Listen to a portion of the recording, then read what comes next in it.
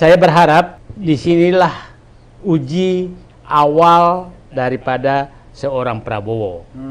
Apakah dia Prabowo atau dia kelanjutan Jokowi? Saya pernah dengan beliau, saya menyatakan bahwa beliau tuh punya modal, ada 5. Dia punya nasionalisme tinggi, dia punya rasa keadilan, dia punya jiwa kerakyatan, dia punya otak, dan dia mau mendengar. Agak demokratis dibanding dengan Jokowi. Tapi 5 ini bisa hilang semua kalau dia tunduk terus sama Jokowi. Saya ujinya lihat dia berani nggak membatalkan PSN ini. PSN ini karena PSN ini betul-betul sudah dimanfaatkan untuk menggusur dan menekan rakyat. Kalau ini dia nggak berhasil melakukan, maka jangan harap itu akan terjadi eskalasi di berbagai daerah hal yang sama dan pasti pelakunya itu juga. Itu saya pikir itu saja dari saya. Ini rakyat sedang menderita, Pak Prabowo sebagai presiden terpilih, tunjukkan nyalimu untuk menyelesaikan masalah ini.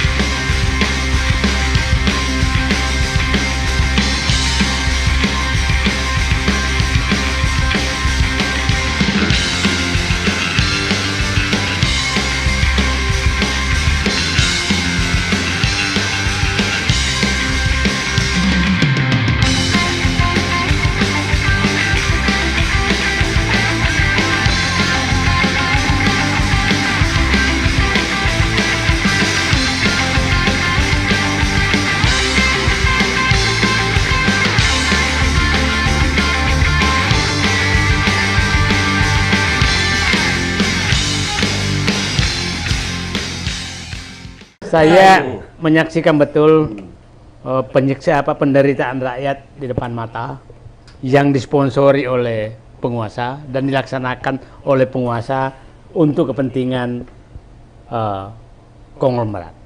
Nah, saya berharap disinilah uji awal daripada seorang Prabowo. Apakah dia Prabowo atau dia kelanjutan Jokowi? Saya pernah dengan beliau, saya menyatakan bahwa beliau tuh punya modal, ada 5. Dia punya nasionalisme tinggi, dia punya rasa keadilan, dia punya jiwa kerakyatan, dia punya otak, dan dia mau mendengar. Agak demokratis dibanding dengan Jokowi.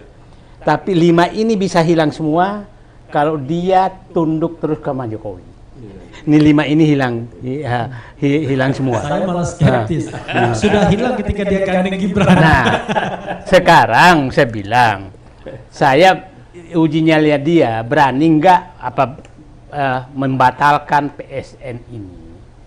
PSN ini karena PSN ini betul-betul sudah dimanfaatkan untuk menggusur dan menekan rakyat. Ini betul-betul sudah terjadi. Nah, kalau ini dia nggak berhasil melakukan, maka jangan harap itu akan terjadi eskalasi di berbagai daerah hal yang sama dan pasti pelakunya itu juga.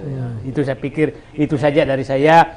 Ini rakyat sedang menderita, Pak Prabowo sebagai presiden terpilih, tunjukkan nyalimu untuk menyelesaikan masalah ini. Bukan tunjukkan, nyalakan nyalimu. Menyala. Ini kira-kira 2 jam perjalanan dari istana, 1,5 jam dari gedung DPR.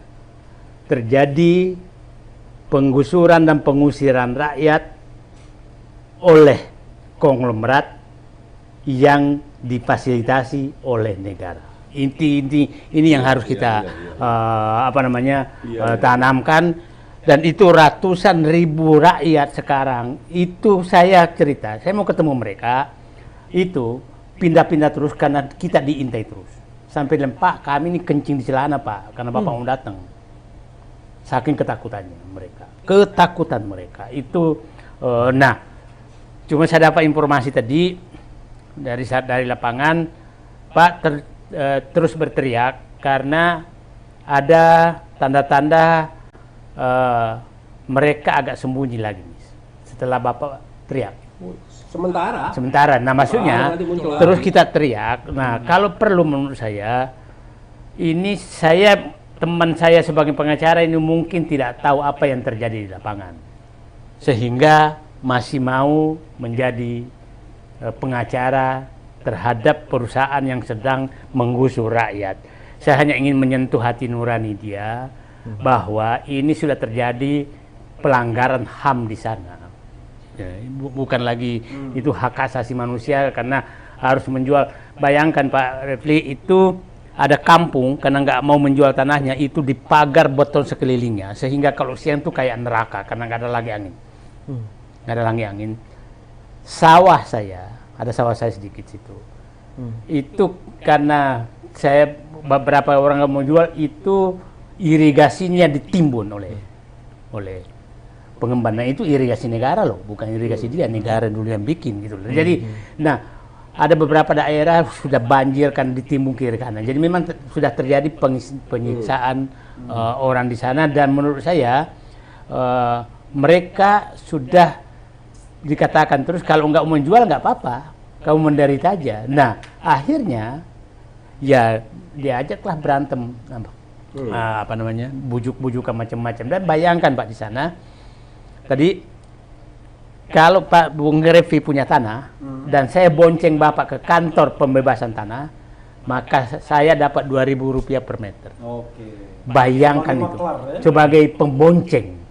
Sebagai maklar. Lain lagi maklar ya, pembonceng sana. Oh, bonceng aja.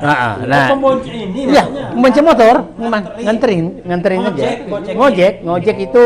Nah, kalau Anda berhasil ngojekin orang dan datang ke kantor ini, Anda dapat Rp2.000 per meter. Karena kalau di daerah Indonesia kan yang namanya membonceng itu kan di belakang. Tapi kalau di Palembang membonceng itu di depan. Boncengin.